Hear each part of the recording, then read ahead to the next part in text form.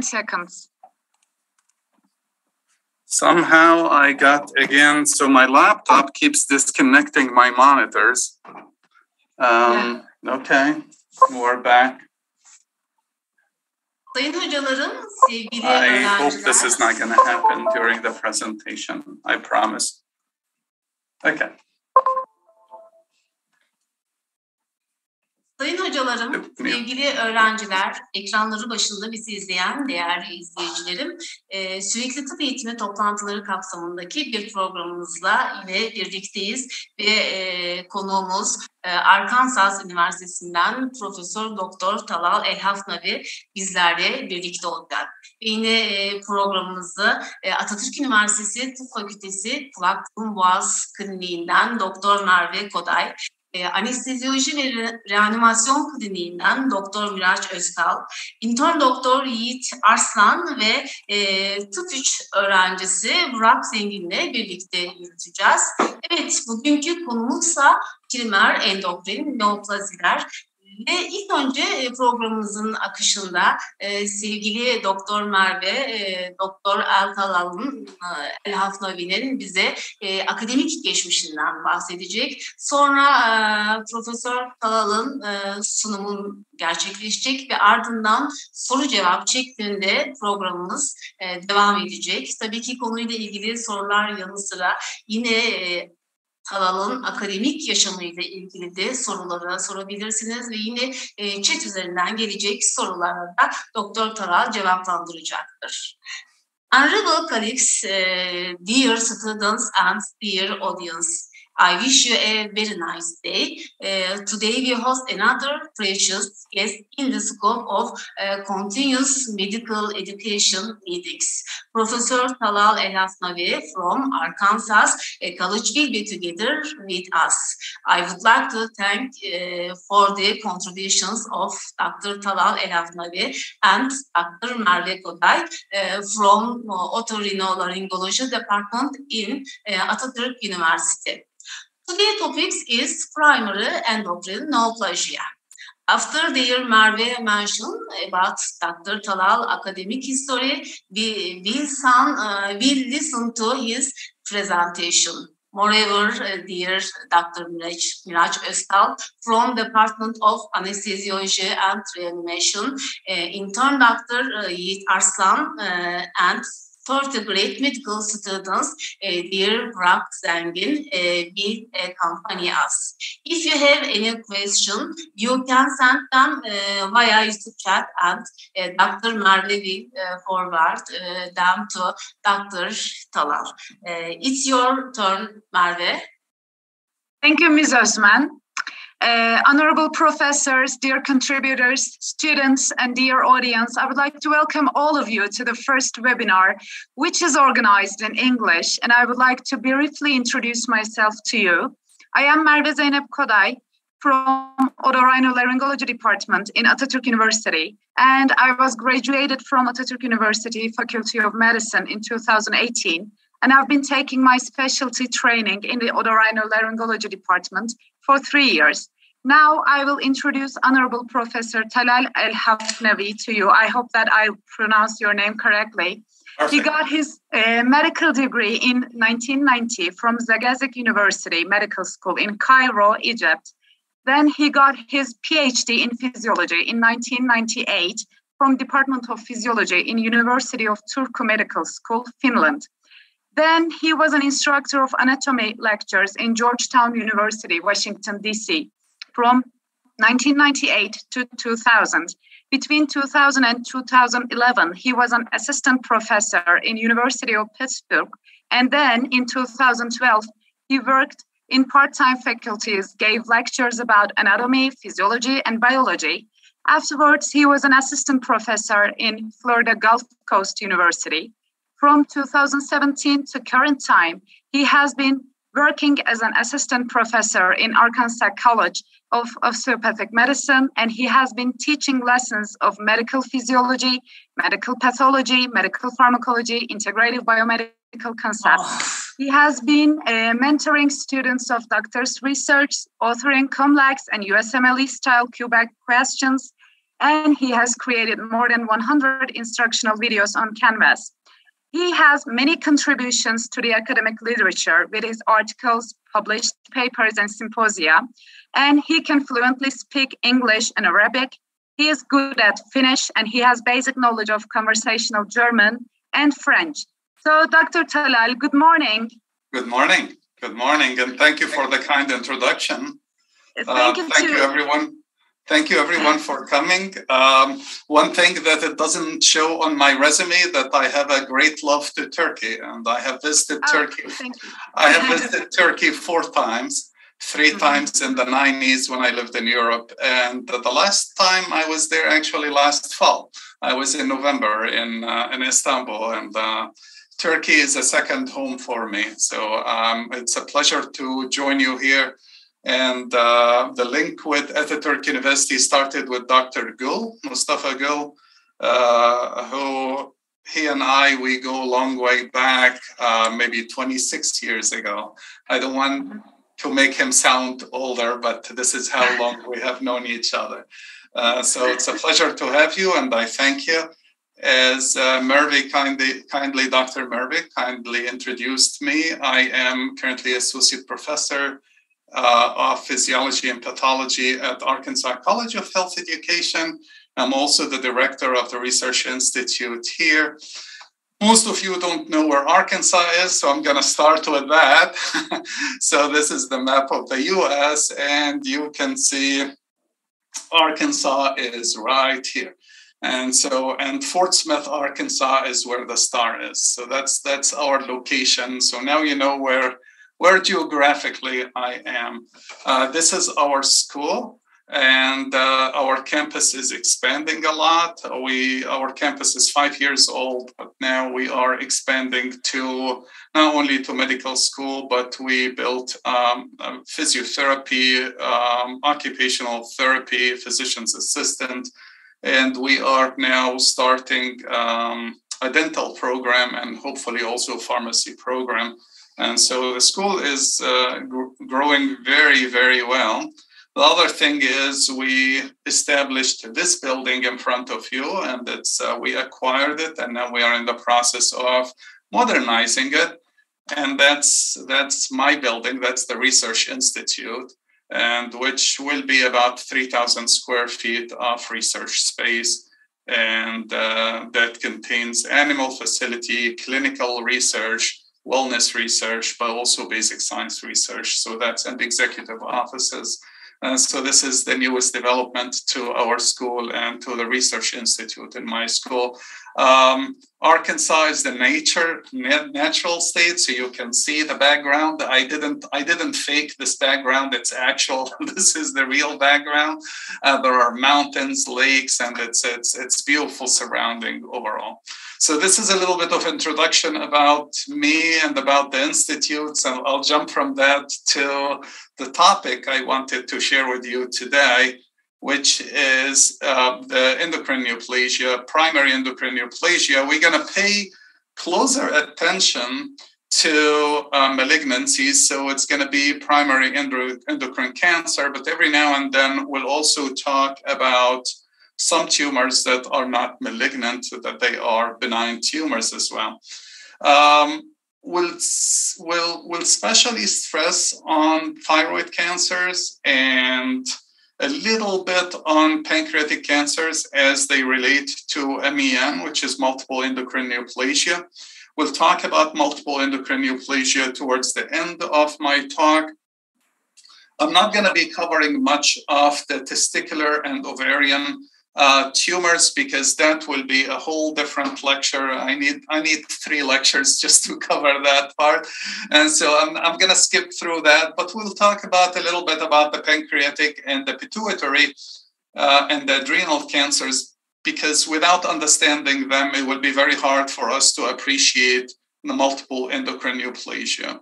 And please feel free if you have questions. I don't know how the moderation works, but if you have questions, I bet you can either send it, type it, or you can ask ahead the question. I'm flexible with any format.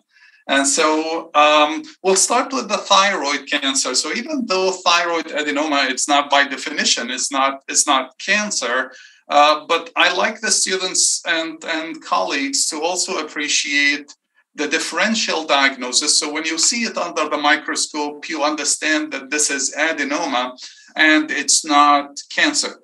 And so it is very common. It's the most common benign tumor that is occurring in the thyroid, and the follicular adenoma is.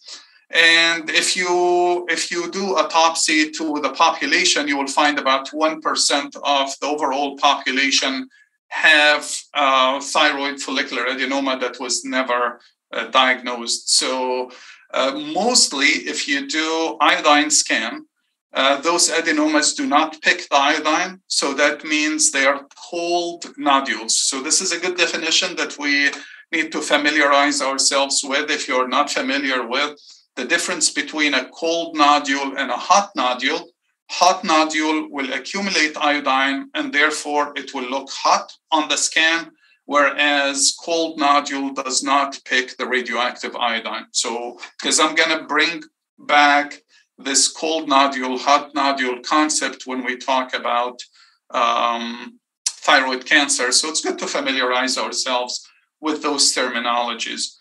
And so once again, important thing about the follicular adenoma, it is a benign tumor, and as such, it is completely encapsulated. The architecture does not invade the surrounding parenchyma. It may push it, but it doesn't invade the parenchyma. It doesn't invade the capsule. This is going to be important when we compare follicular adenoma to follicular thyroid cancer, because in follicular thyroid cancer, you will see with me that there is invasion of the parenchyma and there is invasion of the capsule surrounding the tumor. And so it's good for us to just keep it in mind. So when we take surgical resection of a tumor and we look at it, we understand the difference between follicular adenoma and follicular cancer, because otherwise the morphology may look the same. They both have follicles, but the fact that one is encapsulated and the other one is not, and also the invasion of the surrounding structures will be very important. And so jumping now to thyroid cancer, overall, it's not a very common tumor. In the US, it's 1.5% of all cancers. Again, it's non-functional nodule. So like I told you before, the definition of a non-functional nodule, it will be that it is cold on iodine scan. And the TSH values will be normal. And of course, because it's a cold nodule, it does not produce to you T3 and T4. And so therefore, there will be no inhibition of TSH. TSH is the thyrotropin or thyroid stimulating hormone that's coming from the anterior pituitary. And since it's not producing T3 and T4, you don't expect the TSH to be impacted. TSH values will still be normal. Typically, it is diagnosed only when it starts pushing the surrounding structures or when it gets big. It helps in the diagnosis if it reaches between 1 to 4 centimeters, that you do fine needle aspirate, which is FNA for short. You go with a needle and you take a wide caliber needle and you take an aspirate from the tumor. If it's beyond 4 centimeters, you got to remove that tumor for diagnosis. You don't do FNA. Ultrasound is helpful for the diagnosis because you're looking for calcification, asymmetry, invasion of surrounding structures. All of this can be shown. What I will do now is we'll break the thyroid cancer into different subtypes. Before we get to that, this is an overall view of the thyroid carcinoma still. Mostly they arise from the follicular cells. If you remember from histology, there are the follicular cells and the parafollicular cells, also known as the C cells. The parafollicular cells or the C cells, they secrete calcitonin, whereas the follicular cells are the ones that are involved in the T3 and T4, the follicular function. So most of the thyroid cancer actually comes from follicular cells, with the exception of medullary thyroid carcinoma, and we'll talk about that later on. There is increased risk of thyroid cancer that happens because of environmental exposure, particularly the papillary carcinoma with the exposure to radiation, iodine deficiency when it comes to follicular thyroid cancer. The reason is in iodine deficiency, as you all know, TSH, thyrotropin, is very elevated, and thyrotropin stimulates the proliferation of the cells. So now you have a signal that's coming from the pituitary that increases the proliferation of the pituitary, of the thyroid cells, and that can end up going bad when cancer actually arises. There are several mutations. I'll talk about the mutations with separate types. There is no need now to summarize those. We'll get into that in a little bit when we go to the subtypes. Fine needle aspirates, as I said before, it's very important for making a very good diagnosis and accurate diagnosis of the different types, because the treatment may vary, as you will see. There are several ways to classify. I will classify according to the classical way of thyroid carcinoma, and then we will go into some other papers, how they classified thyroid carcinoma. But typically we have cells that are originating from the follicular cells, and these are the first three: papillary carcinoma, follicular carcinoma, anaplastic carcinoma. They're all coming from the follicular cell origin, whereas medullary carcinoma is coming from the parafollicular cells, or the C-cell carcinoma, as we said before. There is another classification I will share with you, which puts the follicular carcinoma under the papillary carcinoma. But you will see different authors and different books and textbooks prefer to classify or stratify the tumors differently. That's not going to change our story. It's just the way you classify them. Okay, so we'll talk about the molecular pathogenesis of each of those types separately, because each of the types, particularly the papillary, the follicular, the medullary carcinoma, they have a specific etiopathogenesis that we will talk about it. Whereas the anaplastic, everything goes wrong in the anaplastic. Anaplastic, essentially, most of the genes are mutants, and you have all the proto-oncogenes are up, many of the anti-tumor activity is down. So we'll get into the anaplastic activity as well, or anaplastic tumor, in just a little bit. So we'll start with the papillary carcinoma, papillary thyroid carcinoma, or PTC. As you know, it's the most common, 85% or so, 85% of the thyroid cancer is the papillary thyroid cancer. So let's focus on that a little bit. So one of the most important features there is a translocation. That means a piece of the DNA translocates itself and moves somewhere else. And that will be a translocation of the RET, which is short for rearranged during transfection. It doesn't mean anything to us, but RET gets rearranged and it becomes constitutively activated under a tyrosine kinase promoter. So therefore, you have a ton of RET being made. Now, it doesn't mean that you have mutation in the RET, like point mutation or activating mutation. It just means that it is becoming overly expressed because the piece of the DNA moved to be under constitutively active promoter. We know that this happened quite a bit in nuclear accidents, like in Chernobyl, or nuclear bombs, like in Hiroshima and Nagasaki.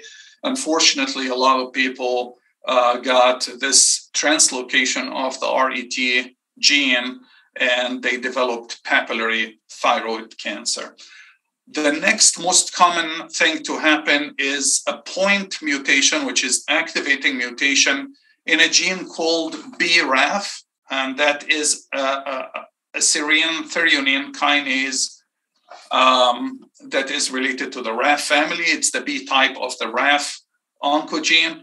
And we see that there is also about 30 to 50% of all the papillary thyroid cancer, they have activating mutation in the BRAF as well. If found, then that tumor has a worse prognosis and it's resistant to chemotherapy, the tumor that has the BRAF mutation. Other mutations that are less common as translocation in the NTRK1 receptor, which is neutrophil tyrosine kinase receptor type 1, and that occurs only in 5 to 10% of all the papillary thyroid cancer, so it's not as common as the translocation of the RET or the gain of function of the BRAF. Those other two are the most common. So you can see here what happens if you activate. So here is a cartoon for the RET gene, and you can see that here. It's a receptor tyrosine kinase. And if it gets translocated and becomes active, then all this downstream signal you can see here will be amplified. And so you will see increased activity of RAS, increased activity of BRAF and MEK and ERK. And so that is, as I said, one of the highlights of the molecular mechanisms of how papillary thyroid cancer occurs. The other one, as I told you, is a point mutation in this gene here, which is BRAF. And as you can see, it's highly incorporated into the pathway that will lead eventually into cell growth and proliferation. So any activation of this downstream signaling will also result in tumors. And when we get to follicular cancer, I will talk about PTEN and RAS, which are also involved in tumorigenesis. Okay, so next, which in terms of the most frequent, is the thyroid cancer, the follicular thyroid carcinoma. It's most of them, 30 to 50%, will have one or more of those mutations. They would have a point mutation in RAS or PI3 kinase, which is short for phosphatidylinositol kinase 3 type C, and amplification of PI3 kinase and loss of function of PTEN, which is a tumor suppressor gene. All of those can occur, one or more of them can occur. And if we go back into the cartoon here, we see how important is the PTEN, how important the PI3 kinase, and how important the RAS in this whole pathway. So it all leads to the same thing, which is amplification of the cells and proliferation of the cells. And now, of course, tumor can arise or cancer can arise when you have uncontrolled growth of the cells. Other thing also is a translocation. This time is not the RET gene, but a translocation of a gene named as PPARG, and that becomes in front of a constitutively expressed gene called PAX8. And once you have that, which you can see here at the bottom of the cartoon, once you have that fusion, now you have a lot of the PPARG, and once again, you are amplifying the signal for the proliferation, and that is involved in the follicular thyroid cancer. As I told you before, anaplastic carcinoma is everything goes wrong in the anaplastic carcinoma. You have RAS being, has genetic mutation in RAS. One or many of those can be there. PI3 kinase, P53 mutation, activation of beta-catenin, and even more genes. So there is way more problems that happen. Some theories say that the anaplastic cancer started as a well-differentiated tumor and then it became anaplastic. Some others say, no, it started as anaplastic and that is left to be settled. But anaplastic thyroid cancer, there are a lot of genes now that got mutated and a lot of activation happened there. This is the second classification that I talked to you about, which puts the follicular type of cancer under the umbrella of papillary thyroid cancer.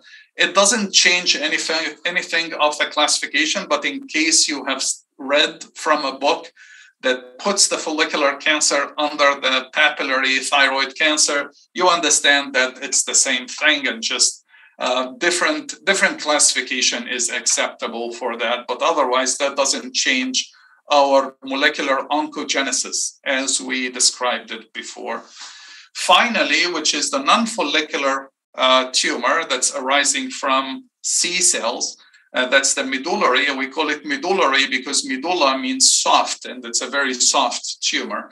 Medullary thyroid cancer or medullary thyroid carcinoma, that is associated with mutation in the RET, not translocation. Remember, the translocation was in the papillary type, whereas the point mutation is in the medullary type. And the point mutation, it activates the RET gene, and we will talk about that when we get to multiple endocrine neoplasia. If it happens sporadic, then it's just a solitary tumor. If it's part of a germline mutation in the RET, then it becomes part of what is known as the multiple endocrine neoplasia syndrome, which we will talk about later on. There is no rearrangement involving the RET that we see in the medullary thyroid carcinoma. Okay, so hopefully that summarized to us the molecular oncogenesis. So how did the tumor happen? And so what genes are involved in the tumorigenesis? And then we will move from understanding how the tumor occurred to how does the tumor look like, which is the morphology. Morphology is a gross morphology. You look at the tumor without a microscope, and then you look at the tumor under the microscope, and what do you see? So from the name, it's a papillary thyroid carcinoma, so it has fingers. Papillary means we'll have stubby fingers. Like structures, and that's what we see. The macropathology will have those papillary structures.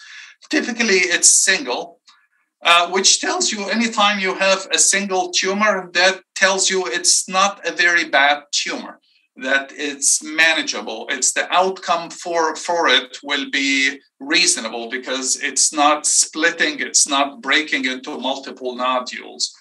Macropathology, micropathology, when we look at it, we will see the papillae, the micropapillae, and they're branching. And inside them, if you look closely, you will see that there is fibrovascular core here inside that has fibrous tissue and blood vessels inside the papillary, inside the fingers. And you see the fibrovascular core inside that.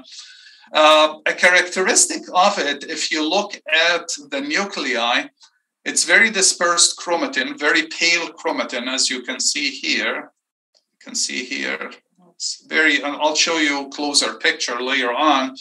And so there was a cartoonist that made a series of cartoons here in the US called Orphan Annie, and that made all the eyes white. So they called it Orphan Annie eye nuclei. And that is characteristic of the papillary thyroid cancer. Also, you can see a little bit of invagination of the cytoplasm into the nuclei, and you see what is known as Semoma Bodies, which is degenerative calcification around dead tumor cells, and I will show that to you also in a little bit.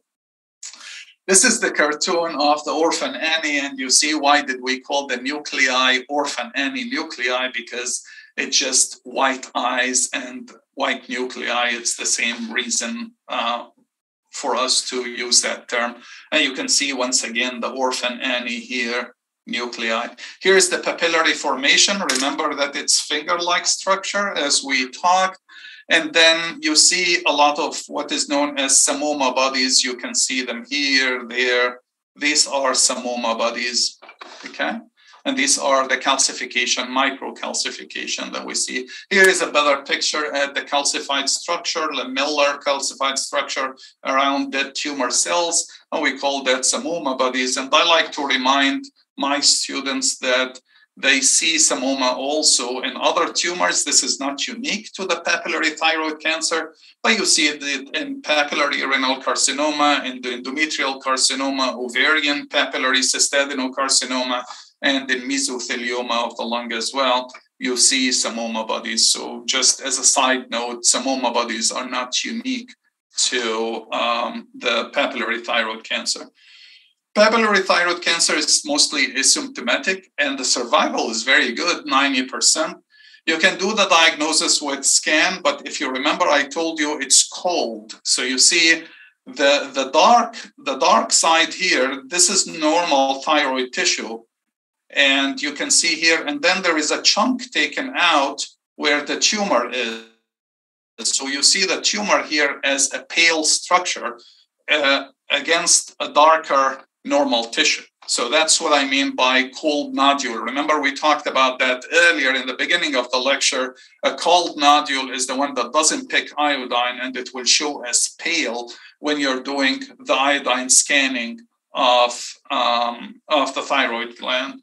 Treatment, lobectomy should be good, but for the types that would be resistant, remember I told you in the beginning or the middle of the lecture when we talked about the molecular etiology of those tumors, that BRAF mutation will be associated with worse outcomes. So obviously, if I want to treat the harder to treat tumors, I would give them BRAF inhibitors, because we know that BRAF can be mutated in about 30 to 50% of all the papillary thyroid cancer. Okay, moving on to follicular thyroid cancer. Again, it is common in iodine deficiency. Because why is that? Because the anterior pituitary is going to give you something called TSH. And the TSH is going to stimulate the thyroid. Two things will happen. You're increasing the production of T3 and T4, but you're also increasing the proliferation. And so when you're increasing the proliferation constantly, because this guy is supposed to go back and do the inhibition, you learn that in physiology, but you have iodine deficiency, so you're unable to do that. And so instead you have enormous amount of TSH and enormous stimulation to the proliferation. So that predisposes the thyroid for tumorigenesis. And that is the reason iodine deficiency or goiter, you may have studied it as endemic goiter, is associated with follicular thyroid cancer. Typically it's a single nodule, but it still has the follicular structure. So you can see here a little bit of the colloid. Remember the thyroid colloid, and it's surrounded with cells. So here is another follicles. Here is the colloid structure, and it's surrounded with cells around it. So it still resembles the follicle of the thyroid, and that's why we call it follicular thyroid tumor or thyroid cancer. A very important characteristic, and I kind of shared with you early on, is the fact that follicular thyroid cancer invades the capsule. Unlike the benign tumor doesn't invade, or the adenoma does not invade, the follicular thyroid cancer will invade. And here's a picture of that. So here's a comparison with adenoma, and we have here the capsule outside, and it's not invading it, whereas the capsule here is supposed to be blocking this way. And you can see the tumor now is invading towards the capsule. So this is a follicular thyroid cancer, whereas the non-invasion, there is no invasion on the other side. In the adenoma, you can see the difference between the two. So it's an important point when you are doing post-surgical pathology on a specimen that you identify which one is which one. Clinically, again, most of the follicular cancer types, this is FTC. I apologize, there is a little bit of an error here. This is supposed to be FTC, follicular thyroid cancer. Mostly it's asymptomatic, and unless it invades the surrounding structure.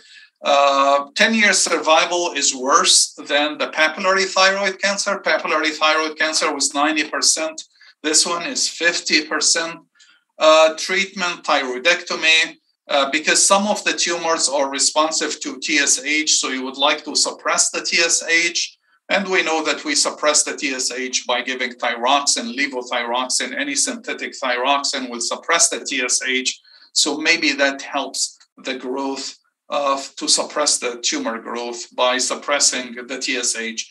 Also, you can give BRAF inhibitors, that helps, or other tyrosine kinase inhibitors. That also helps the treatment of follicular thyroid cancer.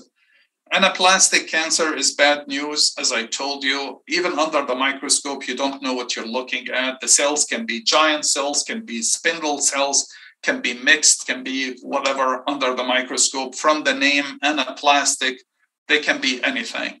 And they have all the mutations that we talked about. Unfortunately, the 10-year survival is close to zero. Most of the patients die within 6 months of treatment, and it's very resistant to treatment, no matter what the treatment we try. Finally, the medullary thyroid carcinoma. That is a mutation, as we said before, in the RET, point mutation in the RET, and the point mutation can be sporadic or it can be germline. If it's germline, then it's part of what is known as MEN, multiple endocrine neoplasia. Some tumors secrete carcinoembryonic antigen, but the most important characteristic for the medullary thyroid carcinoma is this guy, is the secretion of calcitonin. And so that becomes very, very important as a biomarker for the tumor, that you have elevated calcitonin in the blood. And so some tumors secrete, rarely you will get ACTH, which is short for adrenocorticotropic hormone, that will stimulate the adrenal. Some tumors will secrete VIP that causes the pancreatic diarrhea. VIP is vasoactive intestinal peptide.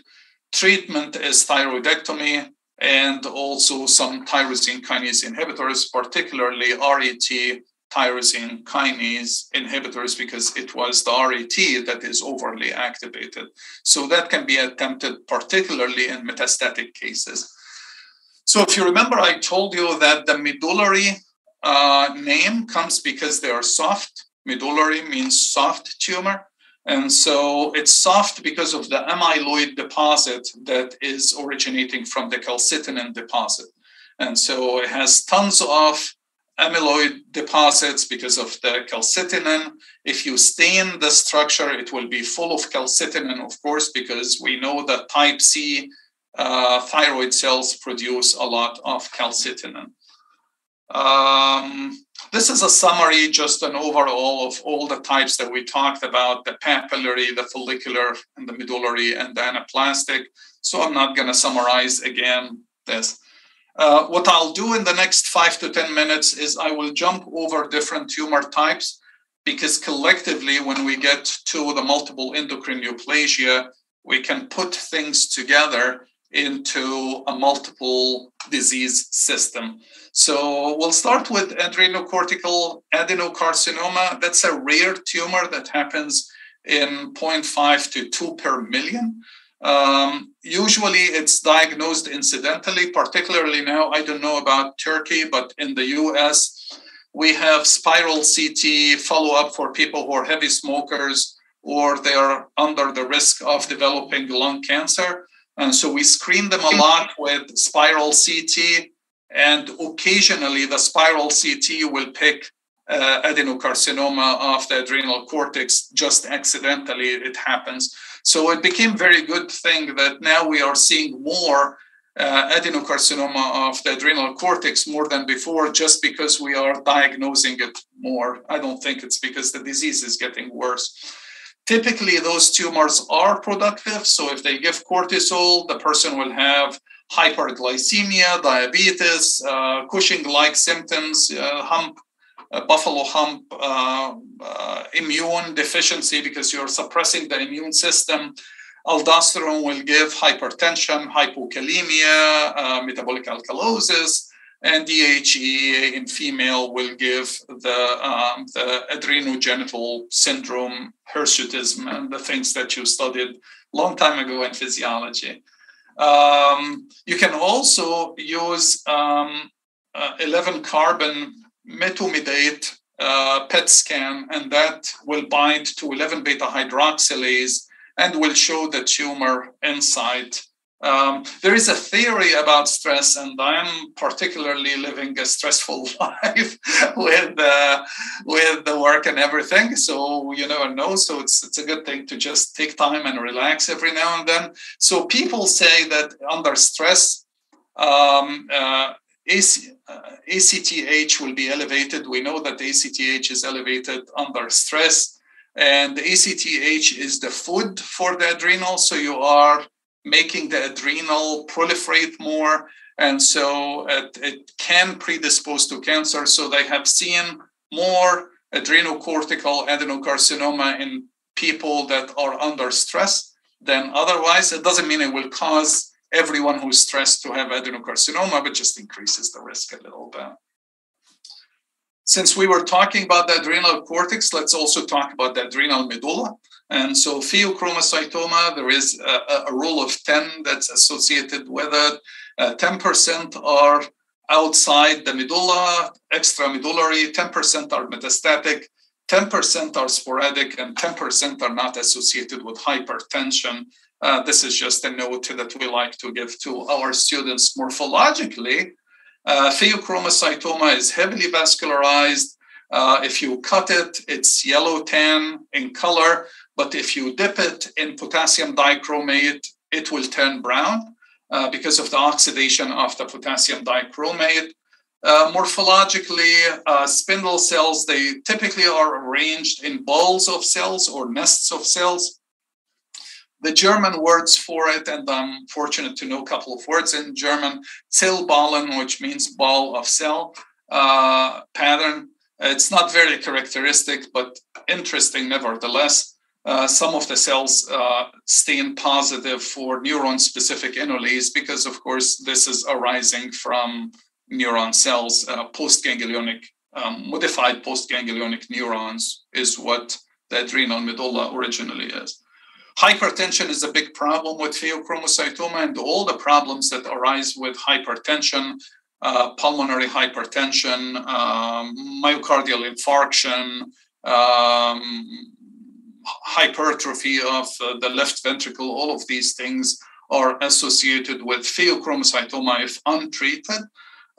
You also diagnose it, in addition to the imaging, you diagnose it with looking at catecholamines, which are adrenaline and noradrenaline in the urine, but you can also look at the metabolites of the catecholamines, such as VMA and also metanephrine. You can look into that in the urine, and that tells you that you're producing way more catecholamines than you should be. And the treatment is adrenergic blockers and surgical excision.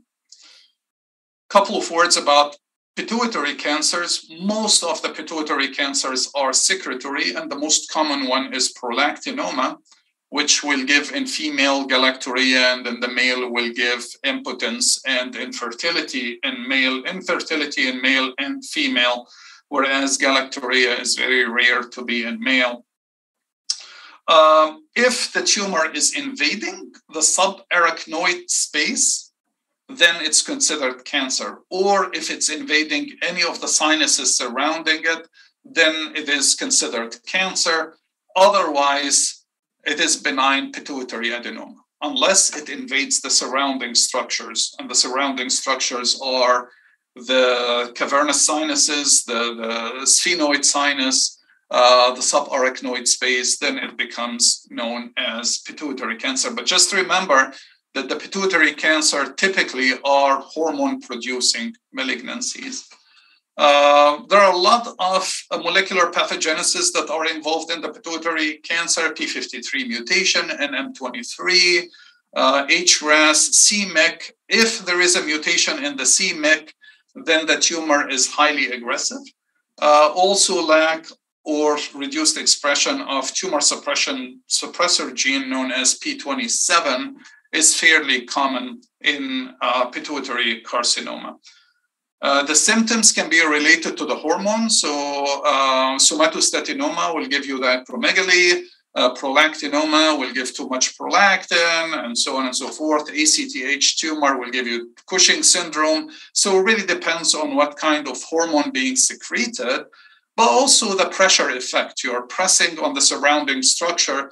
And if you remember your anatomy or surgical lessons, the optic chiasm is very close to the pituitary, and pushing on the optic chiasm can give disturbances in the vision as well. So not only just the pressure and the headache effect. Jumping into tumors of the duodenum and the pancreas, Also the bronchopulmonary, a couple of words about that, because we're going to need all that together when we talk about multiple endocrine neoplasia. You see, I can't talk about multiple endocrine neoplasia unless I explain to you what the pituitary tumors and what the pancreatic tumor and the duodenal tumors and all of that, but just in few words, very quickly, we're not going to spend too much time on them. Insulinoma, it's not too rare, but if 90% of the tumors is benign in insulinoma, which are the beta cells tumor in the pancreas, so it secretes insulin. In MEN, it's more common, multiple endocrine neoplasia, it's more common to have cancer, cancerous or malignant insulinomas. And so because you are producing too much insulin, there will be hypoglycemia, lightheadedness, everything that's associated with hypoglycemia. But we also know that excessive insulin can be associated with polycystic ovarian syndrome because it will start to displace IGF from its binding protein, and the IGF can start increasing the proliferation of the theca cells, as you remember. So we know that insulinoma can be associated with polycystic ovarian syndrome. Sometimes that's the first symptom that comes from the patient, that they come with complaints of PCOS, and then you discover that, oh, it was insulinoma to begin with. Get it? I'm not going to get into the differential diagnosis, but just a reminder for you that hypoglycemia doesn't always mean insulinoma. There are other reasons, and for the sake of time, I'm going to just leave that slide for you to read. Hypoglycemia can occur because of other factors. Diagnosis of insulinoma can be made by assessing the glucose, the insulin level, and the C-peptide in the blood.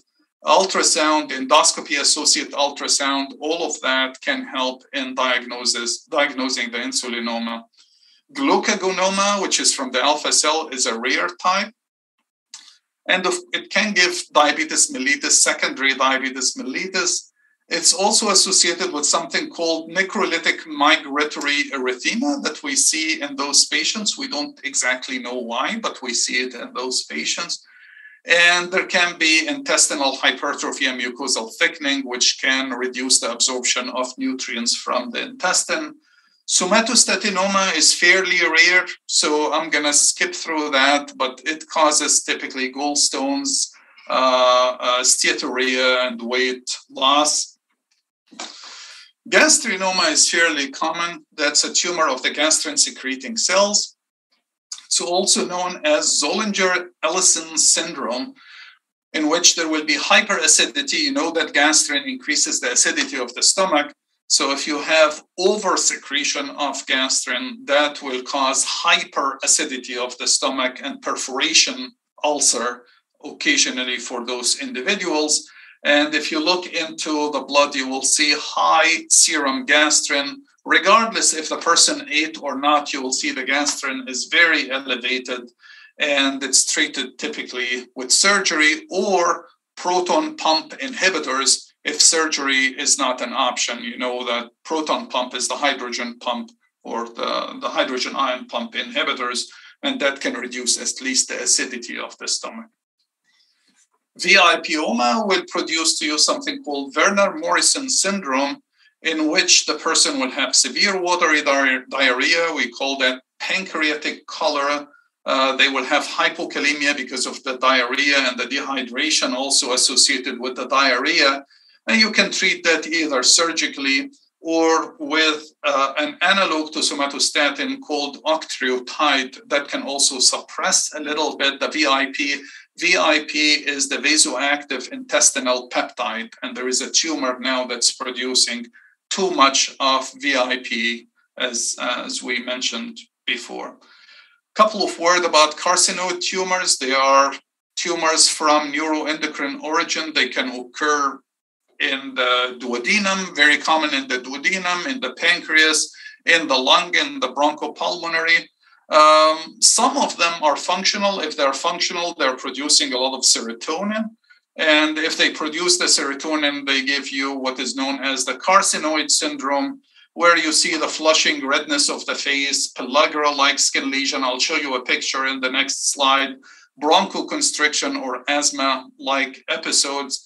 And so here is a picture of a person with Carcinoid Syndrome. You see the flushing of the face, the redness that you can see here of the face of the cheek, and the pellagra-like lesions on the skin. You see that also with the carcinoid tumor, the Carcinoid Syndrome. Gets us to the last part of our lecture, and I thank you for your patience with this very long lecture. Multiple endocrine neoplasia. So we have many organs now are displaying the tumors. It is inherited tumor, inherited groups of tumors, and we'll talk about the different types. We have MEN1 and MEN2. In 2, we have 2A and 2B. We will talk about them. And because it's involving germline mutation, then you have multifocal. Multifocal meaning that it occurs at different areas because all the cells in the body have this germline mutation, so the tumor can arise in wherever. And we will talk about where does the tumor arise when it comes to multiple endocrine neoplasia, the different types. We'll start with MEN type 1. MEN is short for multiple endocrine neoplasia. And the doctor who characterized it, Dr. Wermer, so they called it Wermer syndrome. And so it is characterized by PPP, if you can remember that. Those are the highlights, PPP. That means parathyroid, that is almost in all the patients will have hyperparathyroidism.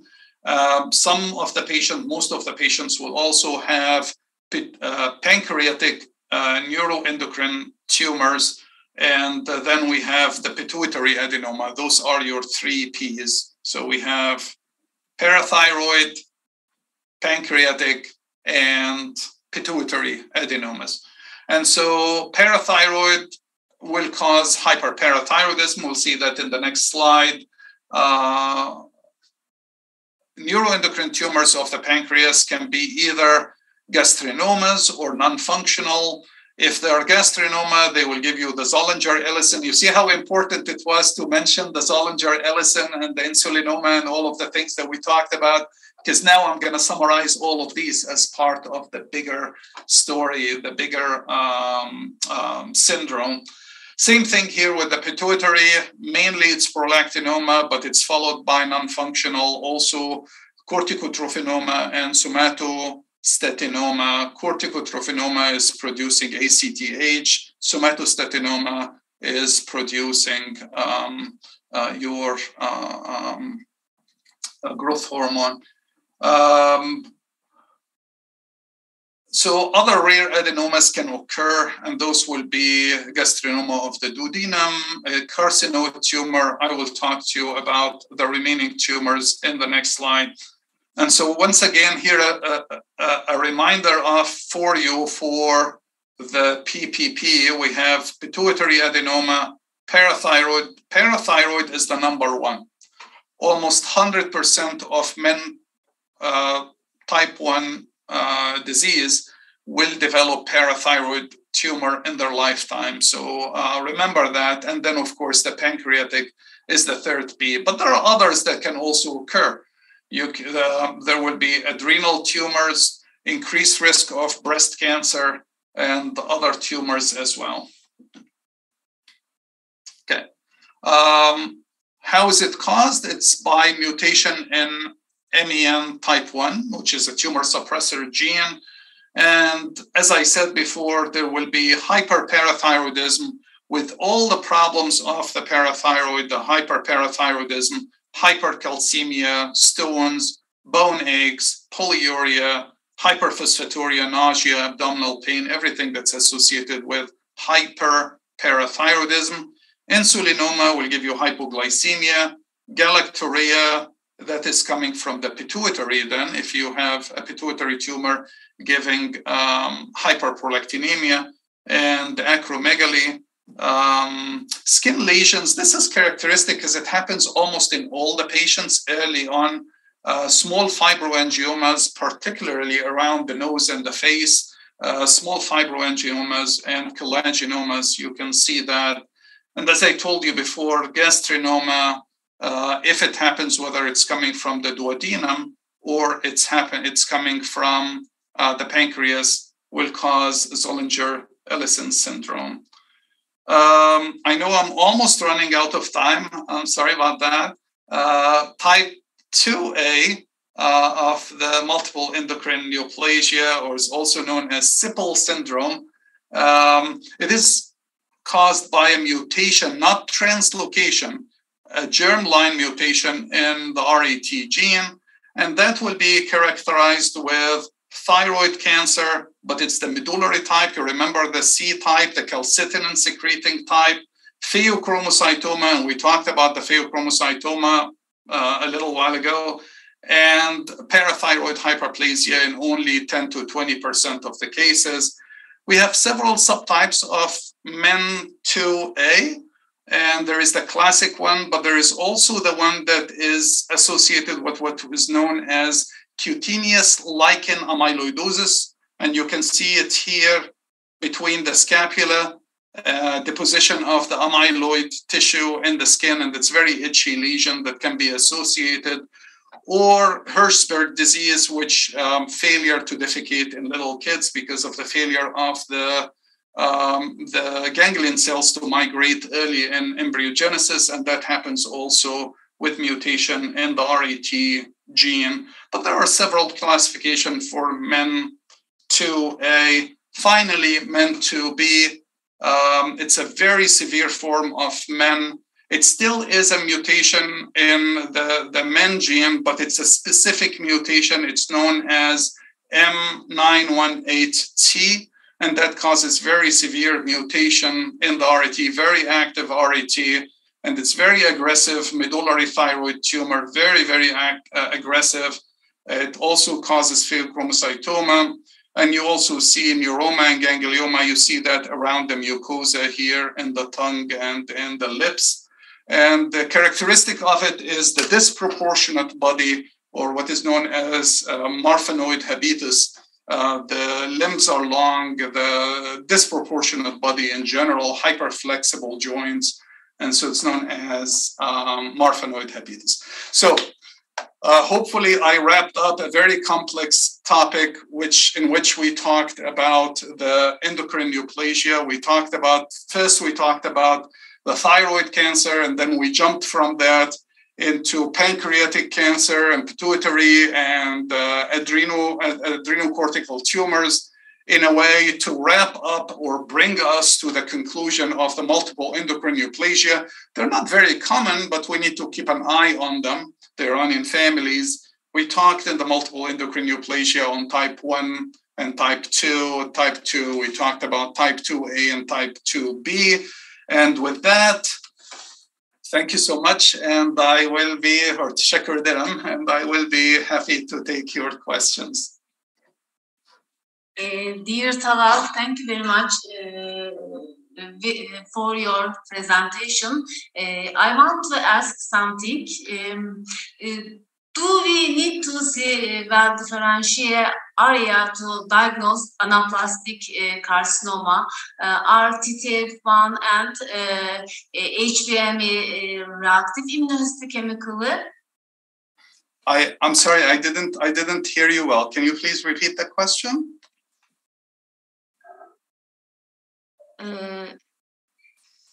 You asked about the anaplastic carcinoma. Yeah. What yes. About anaplastic? Yes, anaplastic carcinoma. Well, differentiate area need to see.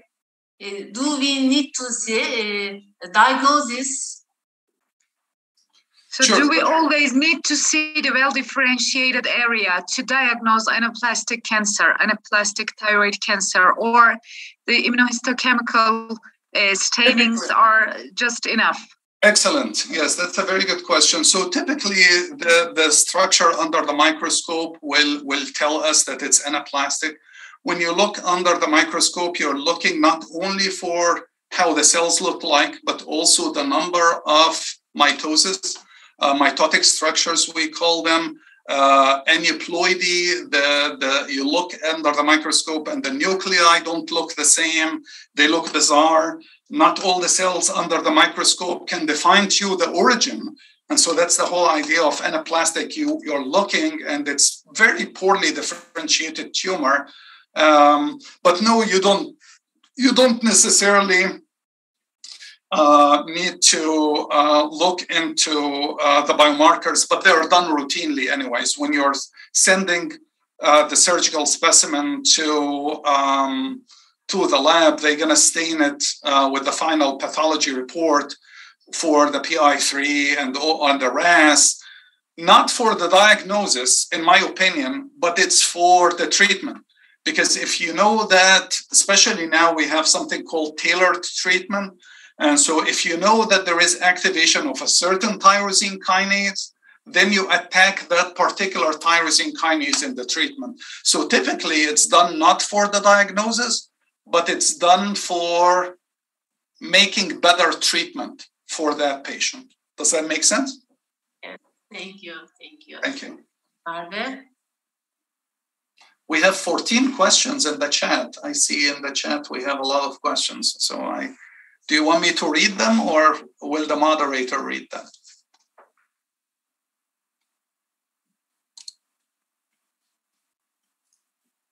Merve abla sesin gelmiyor. Mikrofonun açık değil. They're all in Turkish, so I wouldn't understand. Okay. It was a great presentation as the moderator. Yes, I will forward you the question, I hope. So it was really nice to hear your presentation. It was a huge topic, but you summarized it so well, and it was so informative for us too. Thank you for all of your contribution to us, and thank you for sparing your time with us. Sure. So we have a question from a research assistant in our medical school. Dr. Miraç Selcan Özkal will ask you a question. Sure. Good evening, Mr. Talal and all my beloved colleagues. I am a resident doctor in my first year of education from the Department of Anesthesiology and Reanimation.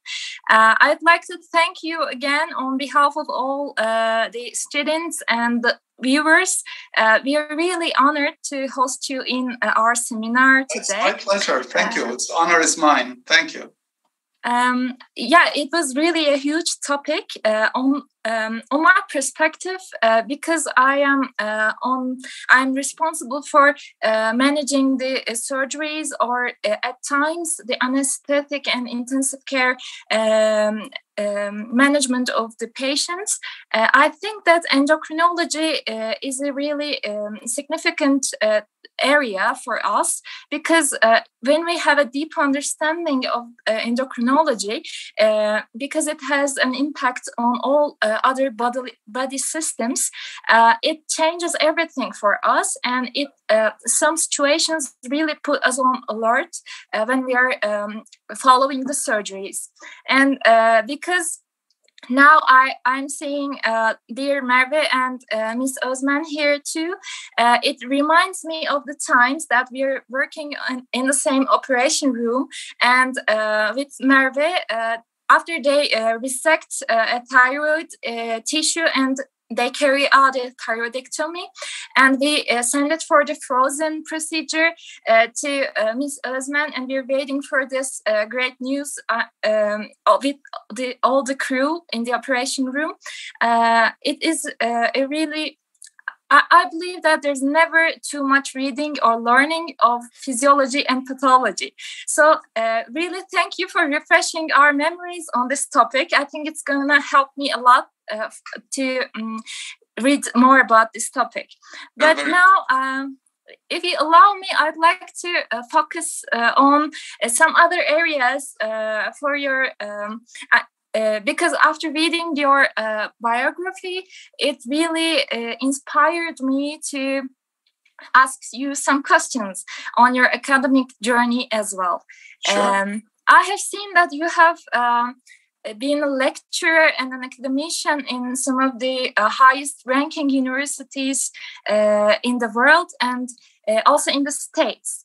I have had the chance to visit Georgetown University a few years ago. And it was really amazing to see the institution, and the overall atmosphere was very exciting there. And I'd like to ask you, after all these specific experience in different areas of the world, what can you say were the main principles, the most striking features of medical education and also the clinical studies in these different countries or different institutions? Because although medicine is an evidence-based art, I can say, or it is a global science. I mean, we don't carry out things on whatever we believe, but we read or write. But we can say that there are some unwritten rules in every clinic, or some traditions that people carry out because of this community subconscious. What can you say about all these different countries, different institutions you have worked with? And my second question is, what do you suggest for students or doctors who would like to gain more experience on international areas? What puts us one step ahead when we want to get into these prominent institutions? And what was the thing that got you in this amazing journey? Thank you. Absolutely. That's a very, very, very interesting. These are very, very interesting questions, and I hope I will have the time to answer them without cutting the answer short to you. And so, in terms of medical education throughout the world, I mean, the medical mission is one. This is a global mission. You have the oath that you are giving to help those in need and acquire the knowledge, and it's a lifelong commitment. You have to continue to read and study all your life because medicine keeps changing. And this takes place no matter where we're at, whether in Egypt, in Germany, Finland, the US. You have this commitment to your patients, and you have to always keep that in mind. Now, how you do it is different. So, as you know, in Turkey, for example, you have 6 years of medical school. Over here, we have 4 years, and of which only 2 years are lecture years, and then the 2 years are rotations. And so it's how you implement the learning mission differs between one country and another, but the outcome is the same. It's if I put 5 people to cook a meal, everyone will make it slightly different, but in the end, it will be the same delicious meal. So it's pretty much the same thing. The approach may be different a little bit, but the outcome in the end will be the same. In the US, the only thing that is specific to the US is because of the emphasis of the board. I see a lot of the students getting nervous about the board, and they want to study the board because they want to do well in the board. And sometimes that can hinder a little bit their ability to seek outside sources because they want to do well with the boards. And that becomes the number one. But a lot of our students are involved in research and in writing papers and doing extracurricular activity. So that balances things up. And once they are in the residency, they expand their horizon and they read more. And so this is something I see as a different. But I wouldn't say that this is a fundamental difference. It still is. Medical education is medical education.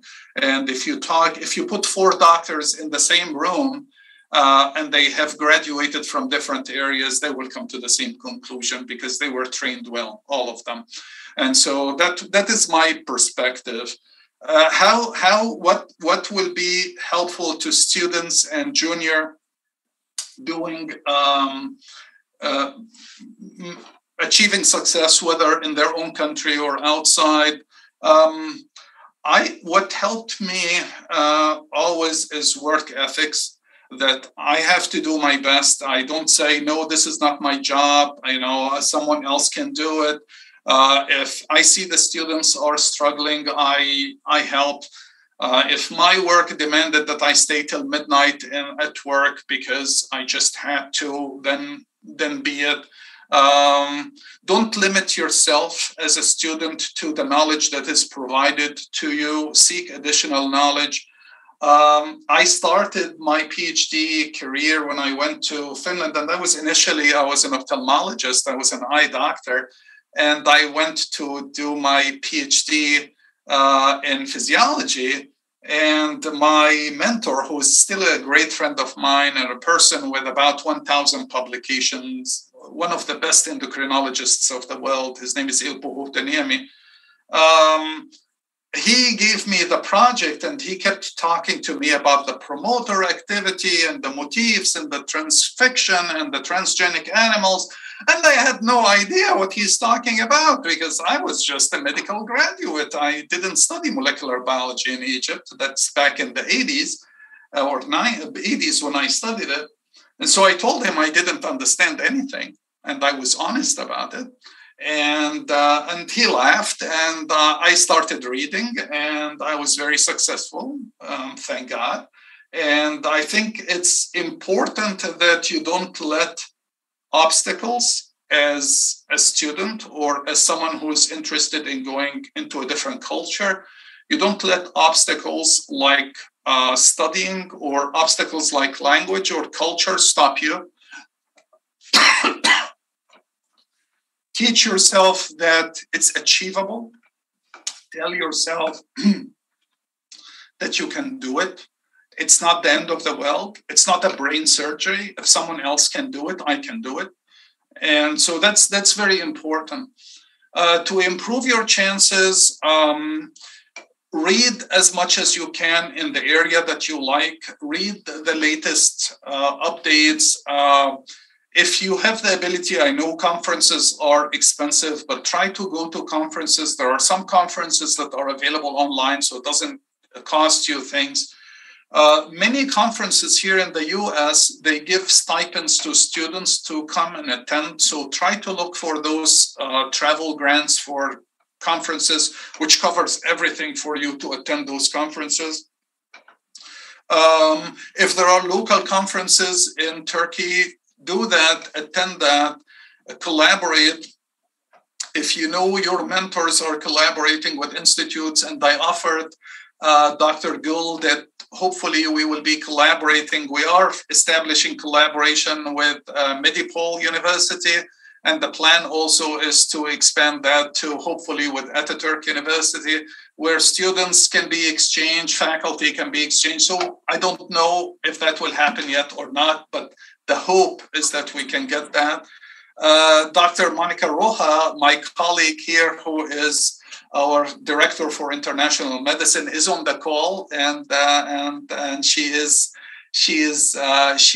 leading the international collaboration and communication and building this relationship with other institutes. So this is something we are doing, and this is something your institute is doing. It's fairly easy for a person who finishes their PhD if they published good papers, and by good papers, it means in reasonable journals that people read. Postdocs are very easy to come here to the US and work here in the US. And I started my work here 24 years ago as a postdoc, and it just continued from postdoc to research associate to assistant professor, and then you immigrate eventually here. And so that is not unheard of.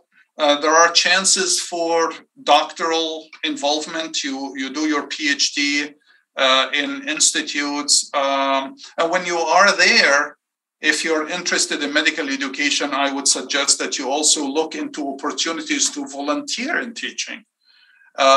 Work on your, and you speak very, very good English, and work on the presentation skills, and all of that helps a lot. if you are interested in that. Dr. Nasri, Dr. Nasri is my colleague. He's also the chair of pediatrics here in our school. And he is originally from Syria, although he also claims that he is partly Turkish as well. I don't know if he can hear us, but I would let him say a couple of words here because he also can maybe advise you on that. Well, thank you for getting me involved in this wonderful discussion over here. And yes, I am partly Turkish. My nephew had his DNA checked, and 91% of his genes were Turkish. So yes, I have been working on establishing a student and faculty exchange with Medipol University, both in Turkey, both in Istanbul and Ankara, for almost a year and a half or so. And we finally reached a memorandum of understanding between our university and Medipol.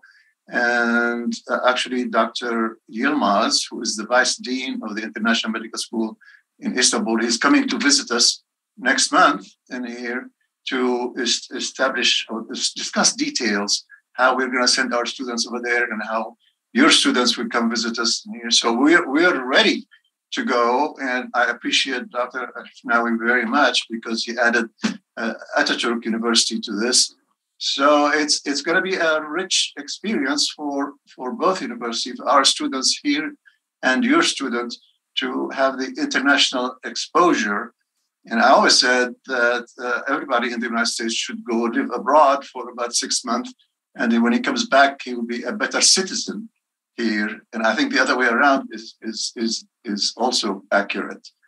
So Dr. EL-HEFNAWY, of course, is one of our stars in physiology in here. And I was overwhelmed with his knowledge about endocrine tumors and things. And one of these days, I hope I'll talk to you about pediatric pulmonology in here. I'm not going to keep you any longer. Thank you, Dr. EL-HEFNAWY, for allowing me to give a few words here. Thank you, sir.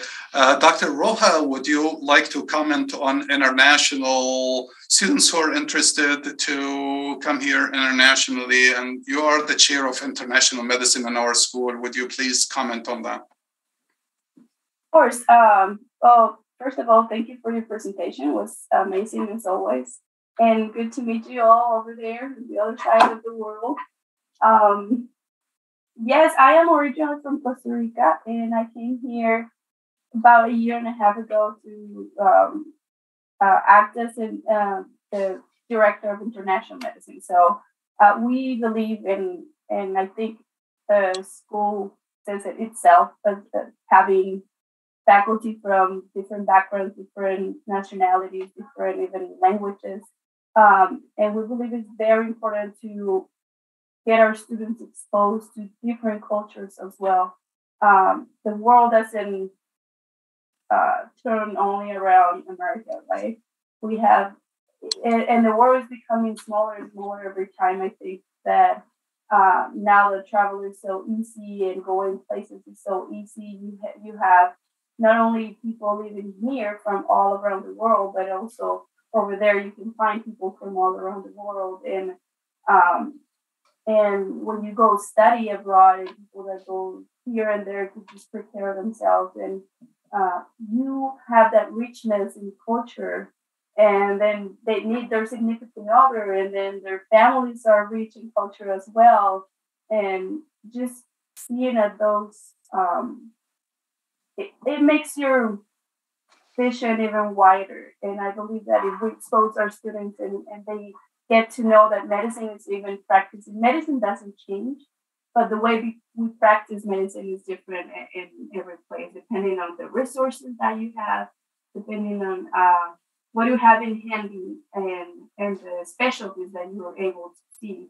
Right now, we have students going to, actually this month, to West Africa, to ED-İTİMİ, and they're going to be in a hospital that is taking a lot of women and deliveries and C-sections, and it's a very low resource hospital. So don't picture a big hospital with great technology and things like that. And I believe that when we expose our students to do that, we force them to use their the lectures and all the theory that they have, and not base their clinical skills into exams and CTs and all those things that they're not available over there. So you really need to think about what you learn in order to put it in practice. So I think that this all this, what is it? I'm so sorry. I go blank. All these relationships with different countries and different colleagues around the world makes us richer. So very, very happy to meet you and to start working with you too. Thank you, Dr. Roja. Thank you. So, Dr. Talal, there are a few questions about your presentation. I would like to forward them to you. Sure. One of our intern doctors, Dr. ED Arslan, will have a question to you. Sure. Hello, sir. And hello, sir. I want to thank you so much for your presentation. That was very informative. And referring to you, I want to say to Salam Alaikum to Egypt and to my father, because he working there, and I don't remember. I have been there, I guess 5 times, and I learned there Arabic. Well, now, wa alaikum salam wa rahmatullah wa barakatuh. Wa alaikum salam. Thank you so much. My first question is about your presentation. You touched that to the point for differentiating between the follicular adenoma and follicular neoplasia. And in the last textbooks for internal medicine and the surgical textbooks, the approach to the follicular neoplasia is changed. How can change?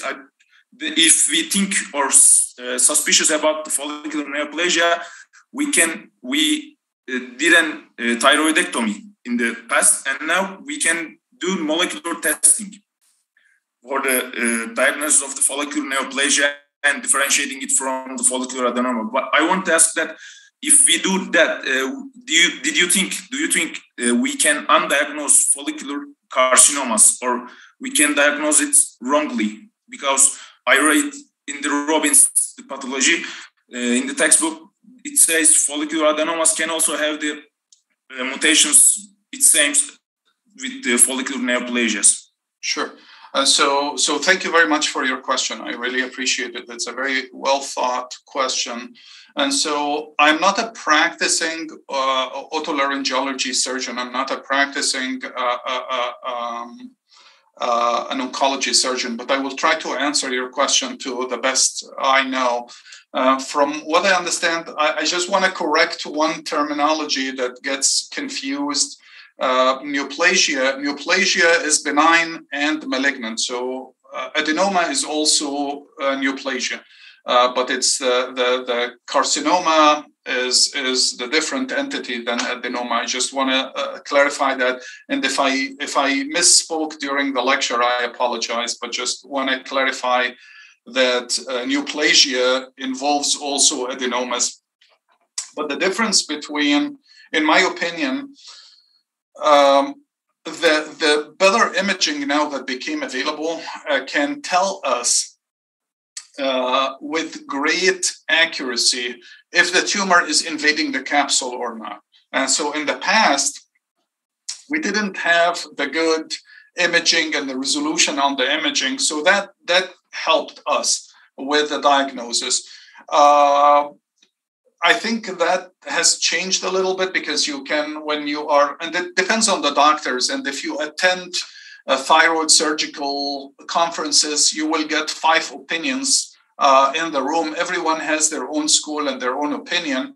But from what I understood from the American Board of Surgeons, that's the last I read, was if the tumor is between 1 and 4 centimeter, you rely on fine needle aspirate. That's what I understood. And then you go into the cytology, look into not only the mutations that we talked about, but you also look into the frequency of mitotic figures, how many mitoses you see in the field, in one field, because that tells you how aggressive is the tumor. You look into aneuploidy, the chromatin abnormalities, things that will suggest that the cancer has already started.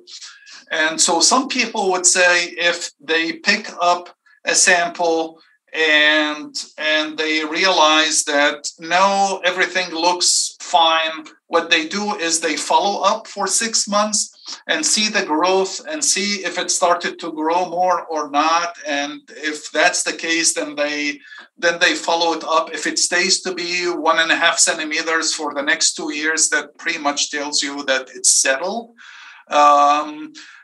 Again, the decision, I think if I'm a surgeon, the decision will depend. Is it easily accessible tumor? Or is it all the way in the back of the thyroid? And I have to do quite a bit of damage to reach to that nodule. But if it's right under the skin, and if it's easy to just remove, I would remove it because it doesn't involve that much trauma or trouble. Whereas if it's behind the thyroid and I have to rip tissues and I have to cause damage, maybe even to the parathyroid gland, then I will have to think twice before I remove it. And then I will go into the conservative way of diagnosing it by fine needle aspirate or whatnot. So I think it's an excellent question. But I assure you, if you read different books and different review papers, you may find different answers because in the end, it will be up to the surgeon to decide based, again, if the size is larger than 4 centimeters, so that's automatically you have to remove it. But then some others would say, yeah, I understand it's 2.5, but it's right there, it's under the skin. And by the way, the patient, which is another thing you need to think of when you're treating patients, you ask them about the history in the family. Do they have history of cancer? If the patient tells you that, oh yeah, several members of the family died from cancer, then you're not going to take chance because maybe there is a bad mutation in a DNA repair enzyme or something that you're not going to wait to see if this is benign or not. You remove it and then you'll find out because just the person is at a higher risk. Same thing with smoking and same thing with exposure to radiation. Then you say, okay, I'll just go ahead and remove it. So it's really the decision whether to remove it and then do histology or do FNA first. I think it will be a complicated decision. And it's not only up to the recommendation, but there will be other cofactors that will determine that decision. That's my opinion. But if you want, I can put you in touch with a good friend of mine who's a surgical oncology, and he does thyroid cancer removal every day. And I can hook you up with him or at least get the proper answer from him on what he thinks, at least what his practice does. I will be more than happy to do that. His name is David Grant. Sir, if you give me my permission, I would like to add something to your answer about all these surgical things. Absolutely. Generally, if a person has a thyroid mass, we want ultrasonography from the patient. If the nodule is between, as you said, 1 to 4 centimeters, then we generally look at the visualization of this nodule.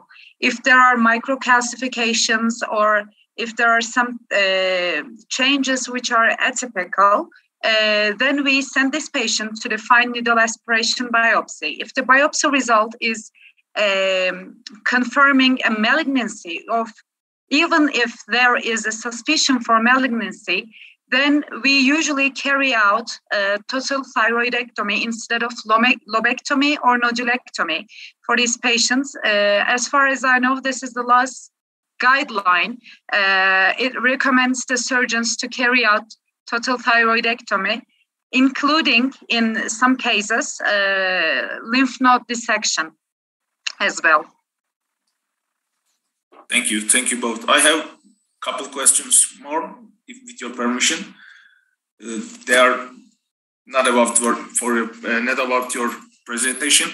I want to ask both of you, to you, sir, and to Sir Luay, as an immigrant doctor, an immigrant physician in the United States, what was the most struggling part for you in the achievement of your career, for both of you? I haven't practiced medicine in the US. I practiced medicine in Finland. So I would leave the answer to practicing medicine in the US to Dr. Nasri if he is still on the call. But I think the most, in general, I will answer in general, not specifically as a physician, but in general, the thing that you struggle the most is to prove yourself. And so, people have grown up with each other, they know each other, and they trust each other. And the first thing you need to do is to establish a credibility among your colleagues, among your patients, among your co-workers, that tells them, yes, he knows, he's a good person. That is very, very, very important, in my opinion. Even as a scientist, as a researcher, you have to prove that you gain that respect from people around you. That is something, maybe in the beginning it will take a while, because I'm not saying about the US. US is very open-minded country, and there are immigrants from everywhere. But regardless of where you are, forget about the country itself, but regardless of where you are, there is a tiny little bit of I wouldn't call it xenophobia, but worrying about a person who is different. And you are different. I am different. We're, a little bit of an accent, and you want to show to that person that it doesn't matter. Just look beyond my accent, look beyond my color. I can prove to you that I'll give you the best outcome, whether it's research, whether it's education, whether it's medical help. I think all of that would be, in my opinion, one of the most important things that you need to achieve. Dr. Monica, Dr. Roja, do you have something to add to that? Yes, definitely. As you said, I think that this is a very open-minded country, and there's people from everywhere. But when it comes to professionalism, it's very hard. I think if you're from other countries, it doesn't really matter if you're here and they talk to you and everything. But when you're trying to prove yourself as a physician, and I was a practice physician and a licensed physician in Costa Rica, but then here, where did you study, or how many letters after your name? And that counts a lot. And what you have to do is just be yourself and be humble, and you don't have to fight it. They will see it. But it is hard, I think, in the middle of the professionalism, the colleagues, I think it's harder than with patients. For example, I feel very accepted by patients, especially if they see that you talk their language, you speak their language, or you are you have empathy and all those things. But with your peers, it's harder. As you said, it takes time, but it's important to know that and if you want a license here, it's harder too.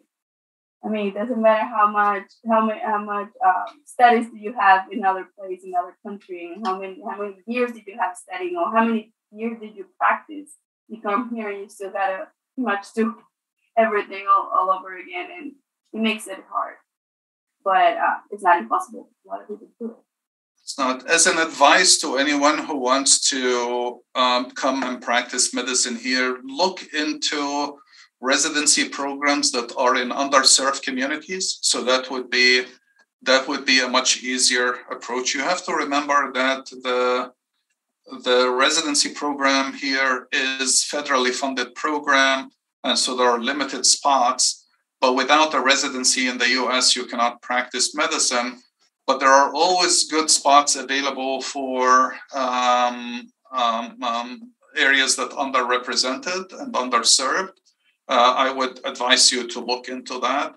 I would advise you to come visit, shadow, exchange, because, even in Turkey, what I understood in Istanbul, for example, if I want to rent, I asked about rental and things like that. If I want to rent a room or a house in Istanbul, you have to have reference, right? So you have that, someone who can vouch for you that will say, oh, you will pay the rent, right? So it's pretty much the same thing with the profession that we are living in, whether it's educational profession or whether it is a medical profession.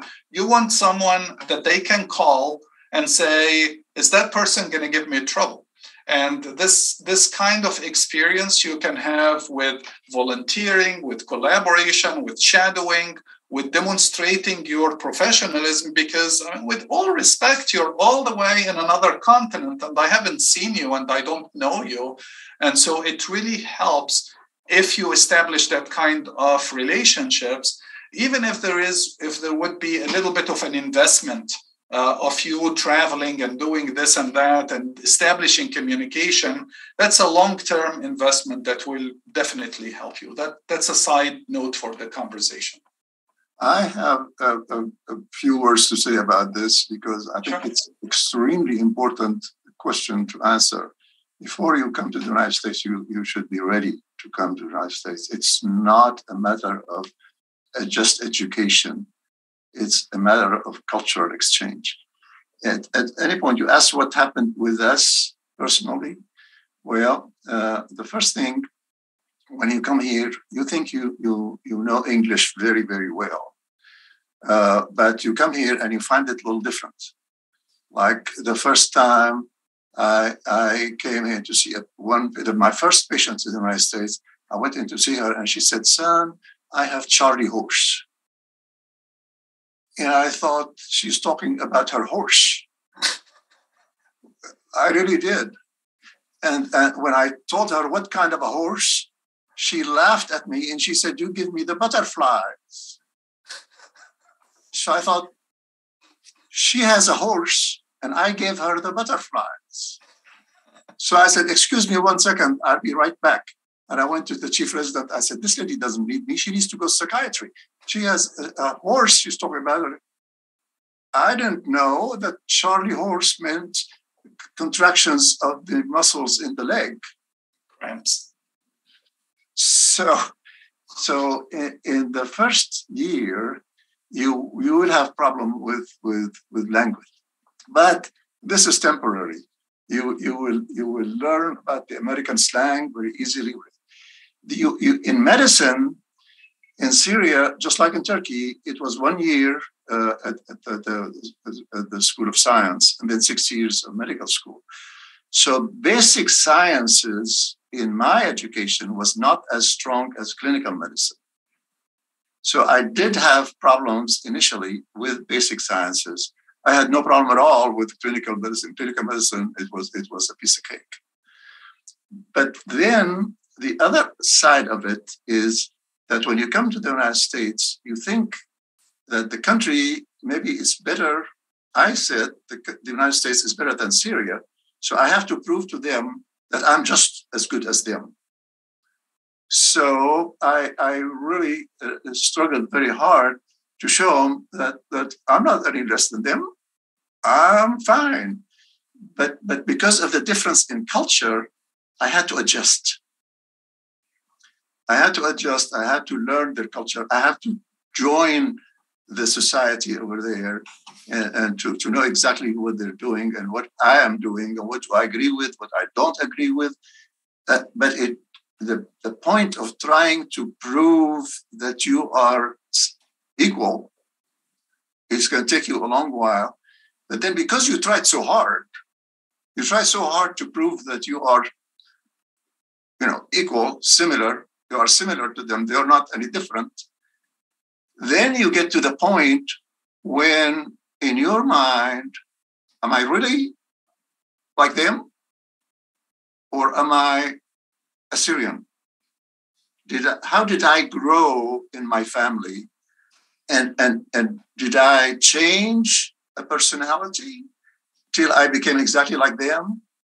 You get to the point there when you are lost, psychologically lost. you don't know who you belong to. And belonging is an essential point in your personality. In order to have strong personality and you're sure of yourself, you need to belong to somebody. And then this point, this time of your development, I would say, you get lost.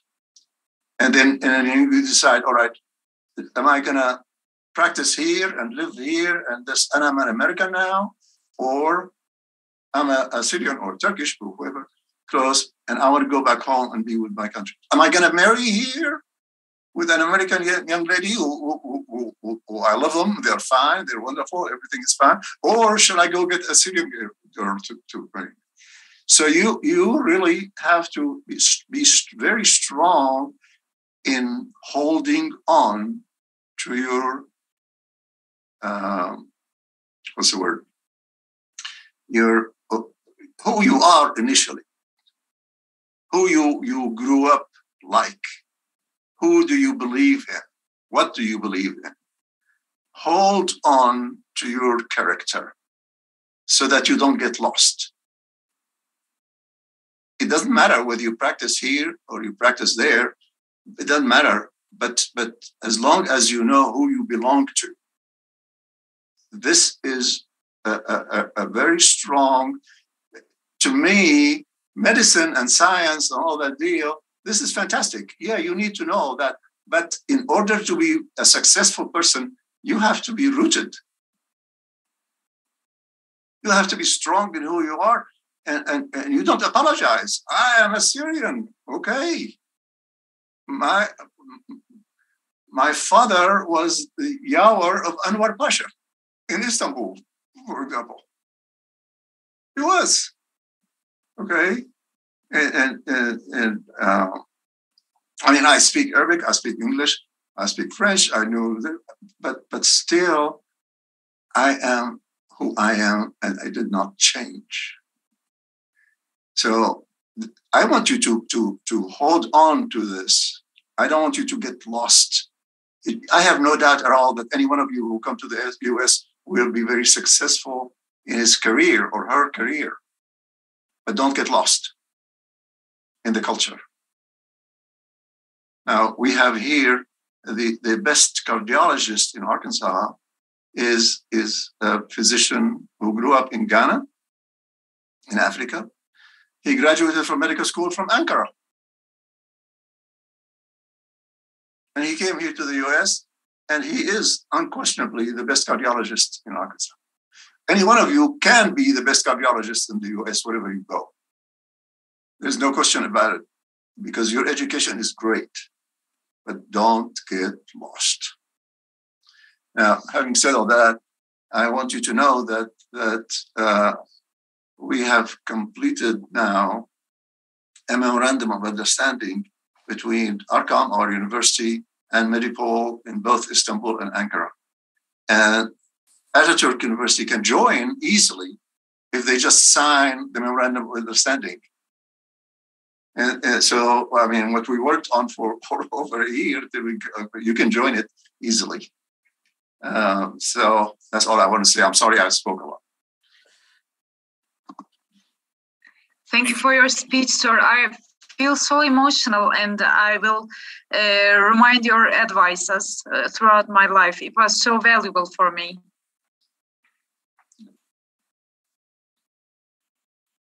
But I really think you need to remember this before coming here, so you know what to expect, and you know how to deal with it, rather than get surprised. And then I keep on saying, you get lost, because the society over here is very attractive. And you just want to join them because it's wonderful. Everything is wonderful. But when you go home and you close the door, you want to have a Turkish dinner. For example, Talal can fix you a Turkish dinner, all right. So I know. I mean, I personally was married to an American lady for 17 years.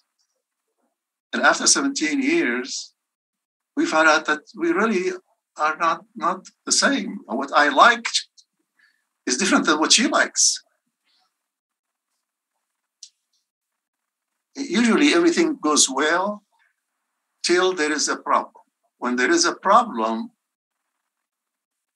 you solve it the way you grew up knowing how to solve it. She solves it the way she grew up knowing to solve it, and that's where the clash becomes. So if everybody is happy and fine and no problem, fine. But when there is a problem, that's where the clash comes. And you want somebody who thinks like you, who has the same goals in life like you, who is happy when you're happy, who sorrow when you're sorry when you're sorry.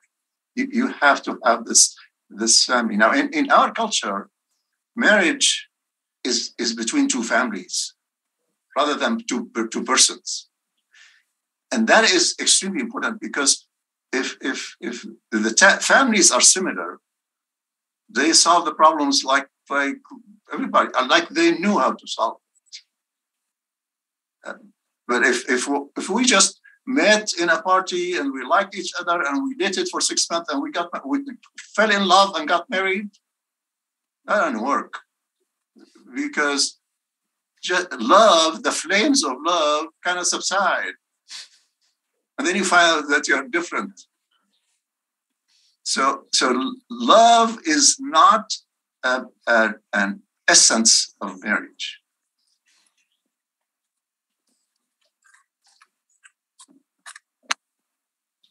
Is that correct, ladies? Your words very, very valuable for me. Thank you so much, sir.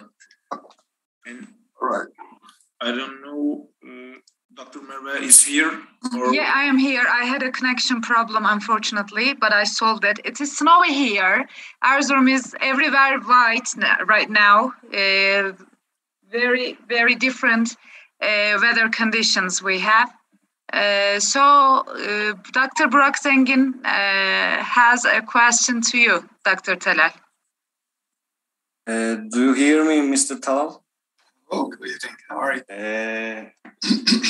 Thank you for a good presentation. I have two questions. I ask successively because we have short time. First question is, insulinoma is a tumor that secretes excessive amount insulin.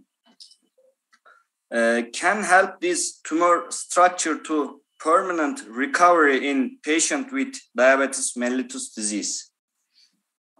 Well, the problem is not with insulin, okay, in diabetes. The problem is, when do you want insulin? So you don't want the insulin to be constantly all the time, because you can imagine if someone has insulinoma and is producing a lot of insulin, it's unregulated. Insulinoma produces to you insulin without being regulated with the sugar intake. It's just constantly giving you high amount of insulin. And so that will not be a very successful. They tried that at some point.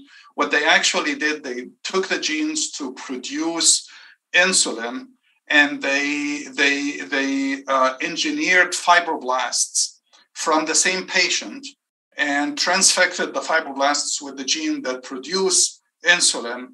The problem with that is that you have constantly high amount of insulin. Well, insulin doesn't work this way.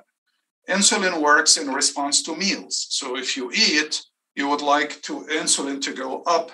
And so the up and down has to have the variation.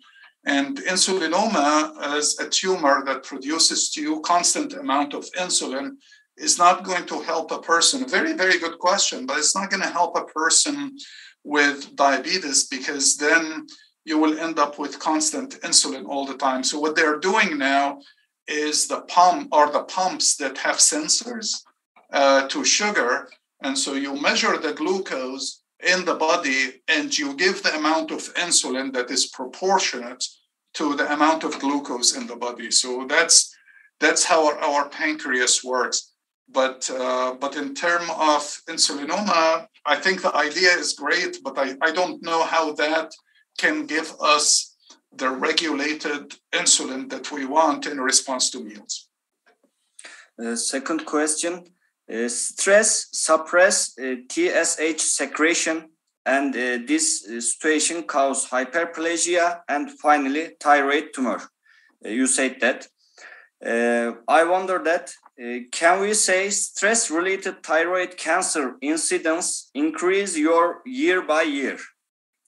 Because working conditions get heavier progressively. I'm not sure I mentioned that TSH increases with stress. There may be, but it was ACTH that gets increased with stress. ACTH is the adrenocorticotropic hormone. And that is because CRH is from the hypothalamus, and it's very related to the stress signals. And we know that CRH and ACTH are elevated in response to stress. So I think from the latest epidemiology papers that I read, that there was association between adrenocortical tumors, particularly cortisol secreting, with patients with stress.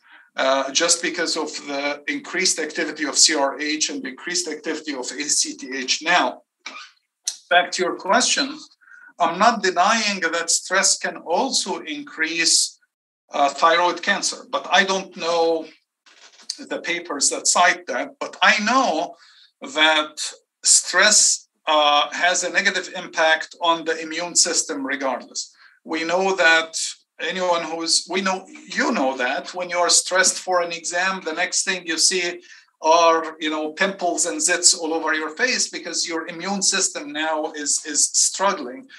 Or you get cold right after an exam because you're stressed. Your immune system is not working very well.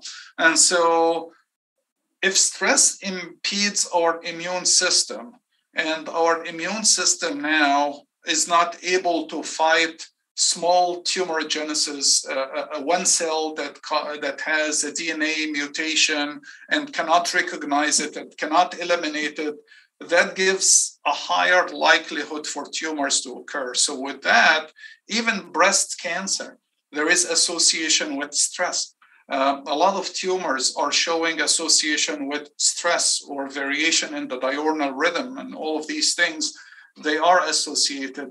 But I just don't know if the TSH is directly related to stress. I know ACTH, I'm just not sure if TSH is. And if I said that in my presentation, I apologize, but I don't have the papers to back it up. It may be, but I don't have the papers to back it up. I apologize for wrong information. I told TSH instead of ACE corticosteroid hormone. Oh, okay. I apologize. Oh, no. It's perfectly fine. So yes, there is a high rise. There is an increase of adrenocortical tumors in patients that are undergoing chronic stress. And the other thing you need to realize is when you have cortisol high in the blood because of stress, cortisol is an immunosuppressant.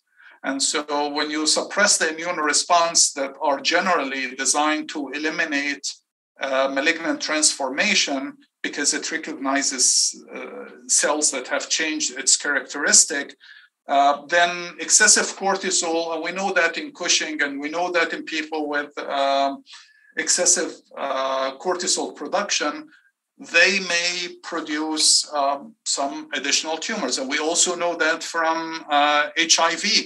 So HIV, they have higher likelihood of developing cancers, and very weird kind of cancers too, but because the immune response is gone. So anything that impacts your immune response can also end up impacting the overall ability to fight your tumor process. Thank you. Thank you. Sir, there is a question coming from dear Professor Mustafa Gül. He forwards this question from one of our professors working in endocrinology department of Atatürk University, Professor Güngör Akçay. He is asking that in Japan earthquake and tsunami of 2011 of significant concern following the main shock and tsunami was the status of several nuclear power stations in the Tokyo region. The appearance of increased levels of radiation in some local food and water supplies prompted officials in Japan and overseas to issue warnings about their consumption. So do you know if there is an increase in the prevalence of thyroid cancer in the world after this earthquake in Japan? It's an excellent question. It's a really excellent question, but I am afraid we wouldn't know the answer for another 5 or 10 years. The problem with cancer is that it's a very slow process. Unless the radiation were extensive, like what we saw in Hiroshima and Nagasaki, that there was extensive amount of radiation. But if it says, because it depends on how many cells got this mutation and translocation in response to radiation.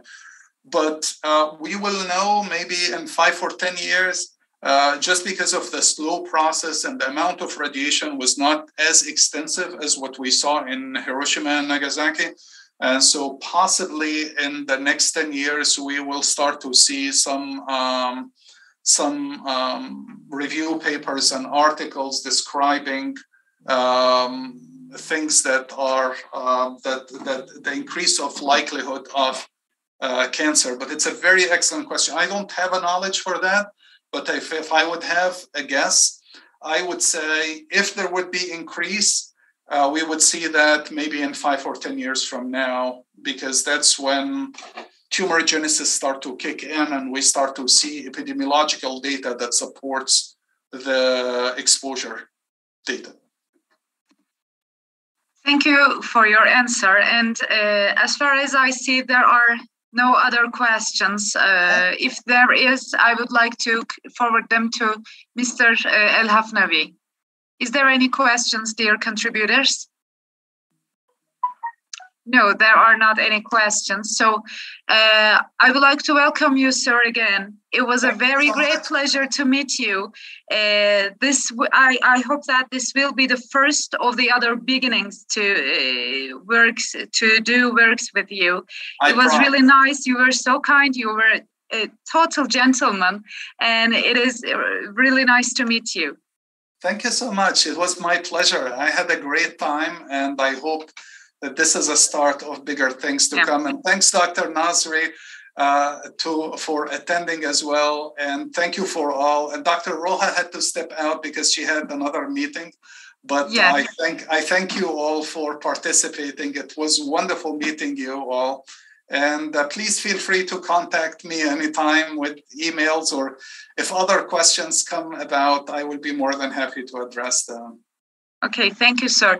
Is there any questions you would like to forward to Dr. Talal, Miss ÖZMEN? It was a really nice webinar. Thanks to you.